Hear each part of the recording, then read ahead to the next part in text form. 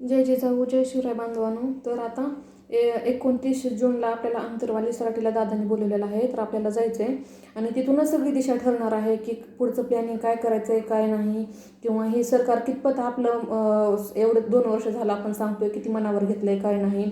तर तुमच्या हातातले कितीतरी ह्याचे कामधंदे असू द्या किंवा काय असू द्या, किंवा म्हणू नका की माझे एवढे 500 रुपये हजेरी बुडेल किंवा आज माझं ही असं पेरायचं काम होतं. पेरणीसुद्धा जागेवर थांबावा, पण आपल्या पिढीचं कल्याण होणार आहे. त्याच्यामुळं आपल्याला एकीचं बळ दाखवायचं आहे.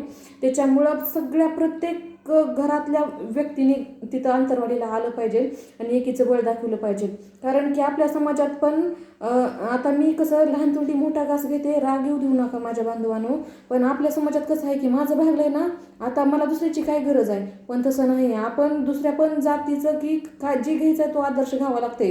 अहो ज्या जातीत खून खराबा करते तर ती सुद्धा जात त्यांना प्रोत्साहन देते म्हणल्यासारखं किंवा त्यांच्या पाठीशी उभा राहते म्हणल्यासारखं असं आहे.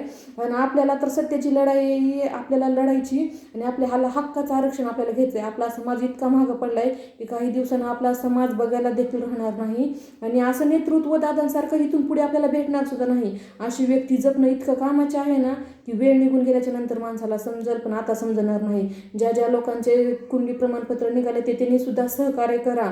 त्यांनी सुद्धा घरात तोंड लोकून बसवू नका की आता आपलं काम भागले. अरे बाबा, पण तुम्ही दादाचा तिळा इतका तरी आदर्श घ्या की त्यांनी स्वतःच्या फॅमिलीसाठी नाही पण अख्ख्या समाजासाठी किती आपला स्वतःचा जीव अर्पण केला आहे. तुम्हाला एक दिवस समाजासाठी देणं होत नाही का? जरा तरी थोडा समाजाचा विचार करा आणि आपलं चांगलं झालंय दुसऱ्याचं पण चांगलं करण्याचा जरा थोडाफार विचार करा, तरच आपला समाज पुढे जाईल. आणि आता 29 जूनला तर अंतरवालीला याच, पण 29 ऑगस्टला देखील मुंबईला जायचं आहे. वारा ऊन काय म्हणायचं नाही, पाऊस म्हणायचं नाही, काय नाही, जे असेल ते असेल. 10 दिवस शेळी होऊन जगण्यापेक्षा 1 दिवस वाघ होऊन जगलं पाहिजे, असं आपल्याला शिवरायांची आपल्याला शिकवण आहे. तो आदर्श मनात धरून आपण झुंज दिली पाहिजे आणि आपण लढलं पाहिजे, तरच खरं मराठ्याचं सळसळतं रक्त असं मी म्हणल. जय जिजाऊ जय शिवराय.